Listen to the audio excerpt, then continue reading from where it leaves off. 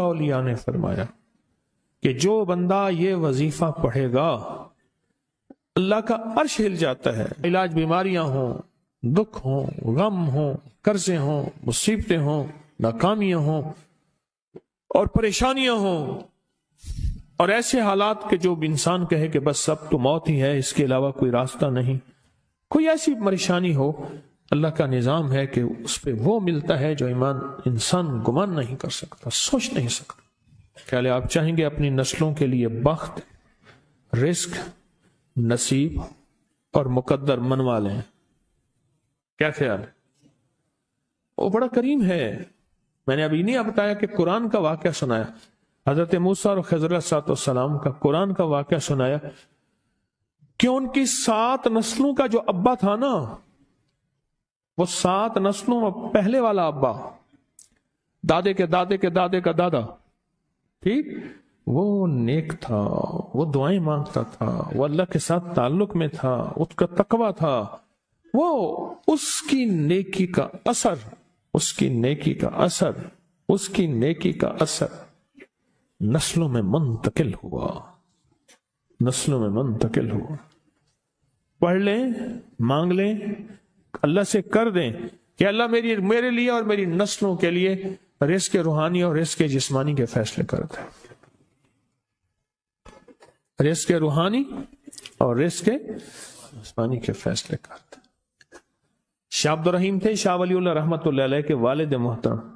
انہوں نے شاہ ولی اللہ سے کہا بیٹا میں تجھے روحانی مشقیں کرا رہا ہوں، ایک مشق ایک بھی کر لے، اپنے لیے اور اپنی نسلوں کے لیے اللہ سے رزق منوا لے.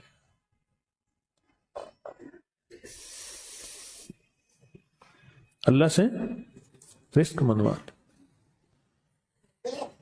اللہ سے رزق منوا لے. تو پوچھا کہ حضرت میں رزق کیسے منواؤں؟ میں کہ کچھ وقت ایسا نکالا کر، ایسا وقت نکالا کر 2 گھڑی اور 3 گھڑی کا، ایک ساتھ 2 گھڑی اور 3 گھڑی، ایک ساتھ تقریباً 21 منٹ کی ہوتی ہے، تقریباً 21 منٹ کی. 2 ساتیں مل جائیں تو 40 منٹ بنتے ہیں. تو ایک ساتھ 2 ساتھ 3 ساتھ کی گھڑی میں کہ بیٹھ کے نا سورت فاتحہ اور اس میں ایاک نعبد و ایاک نستعین کا تکرار اور استحضار کیا کر. تو ایک میلہ تھا اللہ کے نیک بندوں کا، تو اس میں 70 اولیاء جمع ہوئے، 70 اولیاء جمع ہوئے. ہر اللہ کے ولی نے کہا کہ آپ کوئی ایسا وظیفہ بتائیں، ایسی تسبیح بتائیں، ایسا ذکر بتائیں جو اللہ کے عرش کو ہلائے اور جو اللہ کی ذات کو متوجہ کر دے، جو اللہ کے تعلق کو نصیب کر دے. کوئی ایسا ذکر، کوئی ایسی تسبیح بتائیں.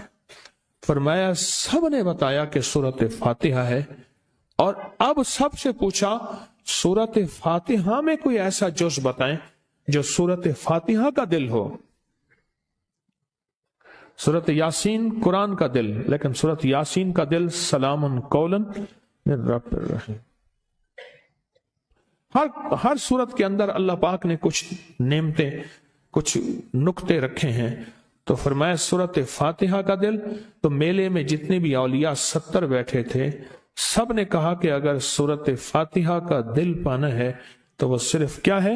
ایاک نعبد و ایاک نستعین. اس کا مفہوم عام سادہ سے یہ ہے کہ مولا غلامی تیری، در کسی اور کا. جب غلام تیرے ہیں، منگتے تیرے ہیں، بھکاری تیرے ہیں، محتاج تیرے ہیں، پھر در بھی تیرا ہے، پھر در بھی تیرا ہے، اور کسی کا در مولا نہیں ہے، پھر در بھی تیرا ہے. تیرے در کے ہم محتاج، تیرے بر کے ہم غلام ہیں. تو میں نے اس سے کہا کہ یہ وظیفہ کر، سارا دن پڑھی یا کنا بدو، اور کام بھی کرتا رہے، وضو بے وضو چلتا بھی رہے، یہ پڑھتا بھی رہے، پڑھتا بھی رہے، پڑھتا بھی رہے. چند دن چند ہفتے یہ عمل کر، بس رات سوتے ہوئے سورت فاتحہ پوری کر 40ویں، اور پھر درود پاک پڑھتے پڑھتے سو جا. 70 اولیاء نے فرمایا کہ جو بندہ یہ وظیفہ پڑھے گا اللہ کا عرش ہل جاتا ہے اور فرشتوں میں کوہرام مچ جاتا ہے اور فرشتوں میں اللہ کے بارگاہ میں فریادیں ہوتی ہیں کہ یا اللہ یہ بندہ ہے اور اس نے یہ عمل کیا ہے، یہ وظیفہ کیا ہے اور ابھی تک اس کی دعا قبول نہیں ہوئی، اس نے یہ مانگا ہے ابھی تک دعا قبول نہیں ہوئی، فرشتوں میں یہ کوہرام مچ جاتا ہے۔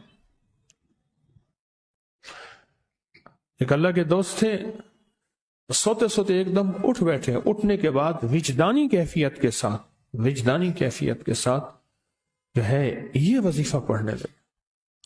تو کسی نے پوچھا کہ حضرت کیا ہوا؟